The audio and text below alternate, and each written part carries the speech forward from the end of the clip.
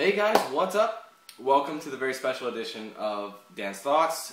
This is the E3 2011 edition, where I discuss the events that happened at E3, a few interesting things, a few flops, a few of the new games that are coming out. I basically tried to get as much, I tried to watch as much coverage as I possibly could for it, so I could let you guys know my thoughts about the whole event and what I liked particularly, what I didn't like particularly. And I've been taking notes the past few days just to get everything.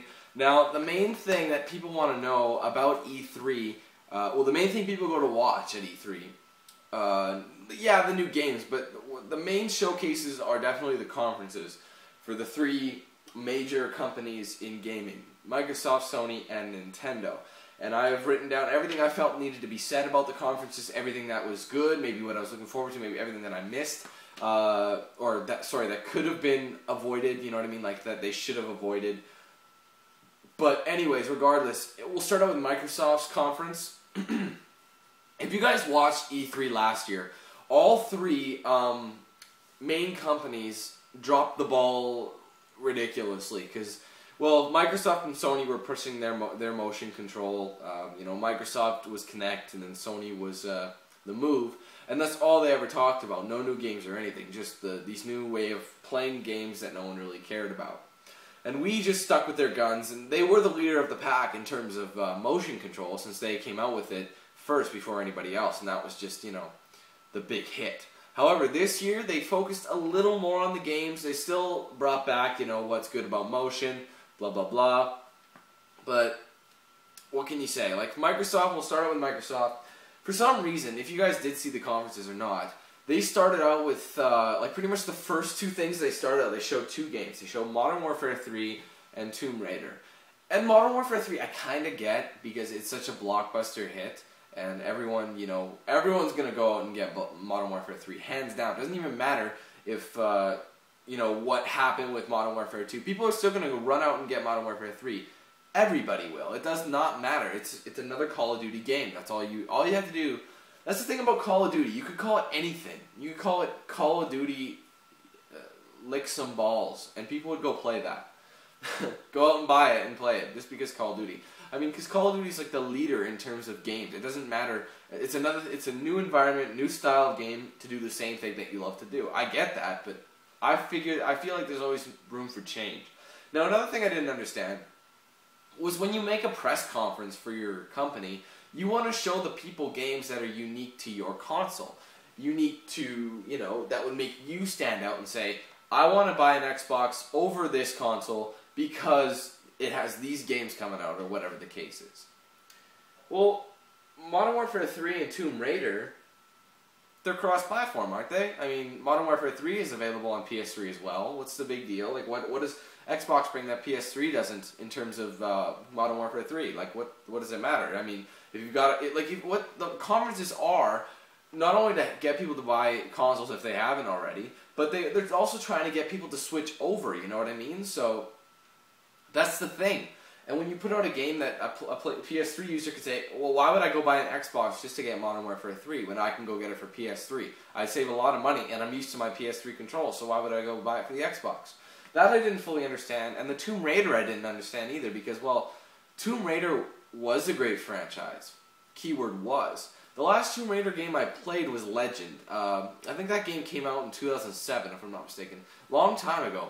And I hadn't played a Tomb Raider game after that. I mean, they had Anniversary, they had Underworld, I believe it was called, I can't remember, but the games weren't like their original games. The original games were much better, and they seem to have dropped that, but they're trying to force this new game that actually was announced a while ago. But a lot of these games were announced. That's the thing about this year's E3. Not a whole lot of games were secretive, and they brought out, they didn't bring out a bunch of new things that I think they should have, but, what are you going to do, right? Now, the other thing that they really brought out, well, they didn't really bring it out, but what they also announced another Fable. It's called Fable Journey. But I've never been a huge Fable fan. I played the first game, and I enjoyed it. It was kind of like Nice Hill Republic, and that was the game I was really playing at the time that Fable was a big hit, was Nice Hill Republic. And I just felt, why would I play that game, you know, over this one? If I had the choice, I'd play Knights of the Old Republic, no problem, like hands down. But you know, there's just Fable Journeys, like pretty much new Fable. There's nothing a whole new to it. I believe there's Kinect support for it, but again, the Kinect isn't really what's going to make or break the system. It doesn't. It's just something that would attract the casual gamer, like every other motion control device out there. So that's just my thought on that. I mean, I don't see, you know, I don't see myself going out to buy this Fable Journey because, I've never been a huge fan of the Fable series. Actually, I'm not a fan of the Fable series, or else I'd have all the games and have played them completely. I've only played Fable 1, maybe I played a few hours of it, and I was like, I prefer Knights of the Old Republic, you know what I mean? So not a whole lot to say about Fable, but it is a console exclusive for Xbox 360, so that's their games they should do, like that Modern Warfare 3 thing shouldn't have been. But another thing that really, really caught my eye for sure, because this is one of the reasons I wanted to watch E3 primarily, was talk of Mass Effect 3. Because I love Mass Effect, if you guys know, it's my favorite game series ever, the Mass Effect series. I was itching to see what they did. Now, Mass Effect 3 was definitely, I'm still excited for it. The BioWare team did nothing to make Mass Effect unpleasurable, so to speak, but Microsoft kind of did in a way. I mean, it's more neutral for me because I don't really care. But what I'm talking about is, well, in Mass Effect 3, let's talk about some of the new things. Well, like, they're bringing back a bunch of new characters. They've redeveloped the entire combat scheme, combat controls and everything like that. The whole combat of the game has been improved. So if you thought Mass Effect 2's combat was good, they've increased it by that you can roll, you can throw grenades, like actually throw grenades, like lob them instead of just hitting the back button and just, you know, throwing them at the ground like Shepard would do in the past games. Just the whole combat system has been advanced, and they've also introduced a new melee. Instead of just rifle butting the guy, you have an Omni Blade, and it's like, you know, the Omni tool. Well, a blade comes out of it, you can stab the guy or slice him or whatever you want to do, and I thought that was really cool. An Omni tool. I'm always the soldier class, so an Omni tool will actually come in handy for me. You know what I mean? So I thought that was a really cool introduction. Now, what else Microsoft was bringing up was it was implemented in Mass Effect 3, and this is what I'm talking about. They're bringing this is actually kind of useful. It's not a reason to go out and buy the Kinect by any means at all, but definitely it makes things easier if you have one. Since I have one, I'd say it's at least it's making the Kinect, you know, giving it more of a reason to go out and buy a Kinect, but it still isn't. You know what I mean? Like, I have one, so I don't feel as stupid for buying it. You know what I'm saying? But they're bringing in Bing for the Kinect, and basically what it is, it's using the voice recognition in the Kinect, the microphone, to search your Xbox, search the marketplace, search this and that, just by saying what you want to search. So you just say Bing Call of Duty or something, for example, and it'll bring you up anything with Call of Duty in the title. So you can maybe get DLCs, videos on them, or anything related to Call of Duty, which is really neat. Now, I don't know if you can search like Bing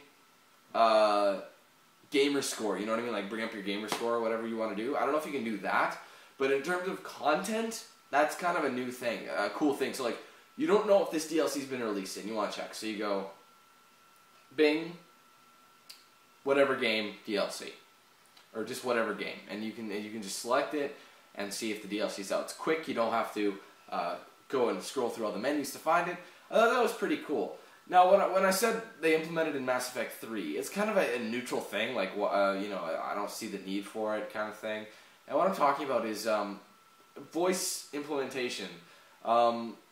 So when you're in dialogue and you're doing your speech, where you have, you know, you're wanting to choose what you want to say, you can just drop your controller, put it down, and do the whole dialogue with nothing but your voice. So you could say, for example, you know, you're talking to somebody and it's like, you read out whatever option you want. So like, there could be the three options. You got the good option, the neutral option, and the evil option. You can read the thing off and Shepard will say it. But what's the difference? Like is it not quicker just to, like, wouldn't it be faster just to look at what you want to say and then just move and just hit A or X or whatever console you're playing on? Just hit the button, you're done. You have it said. You don't need to say out the whole phrase. just to make the thing go. I mean, that's the kind of thing I don't really follow, but it's one of those things that doesn't make or break the game at all. Like, you can play it without it as long as Connect is optional, then it's okay. But if you made it mandatory, you would kill a game that everyone's been anticipated for a long time. And I'm glad they didn't do that, because that would just be terrible to force the Connect on people who aren't interested. Now, the thing is, with that as well, they've also introduced a new thing. It's kind of cool. It actually makes it kind of easy at times. And they've done it where you do in-combat voice communication. So say you have Garrus and Liara in your party. You're in action. You're fighting. You don't want to move the controller to tell them to go there. You say, Garrus, move up. Garrus will move to your spot that you pointed at. Or you can say, Liara, singularity. And Liara will use singularity on the enemy. And, you know, that is actually kind of neat. That way you don't have to... when you're giving commands on those type of things, you don't have to, you know, how you have to go into the menu or use the shortcuts and use the pause button to, you know, do that. To pause gameplay, tell them to do it, then do it. Otherwise, you can just say it, and you're still in combat shooting, and you can say, okay, Liara, singularity on that asshole. You know what I mean? Or, Garrus, go kick that guy in the testicles, and you'll go up and punt him in the balls. I wish that you could do that. That'd be awesome. But that is the cool part of it. But the dialogue in text is annoying that you shouldn't have to. And me trying to talk to in my commentary for that playthrough, I don't see how I'd really be able to, because I'm trying to talk to you guys about it. Normally I stay quiet for the dialogue, but say I'm saying something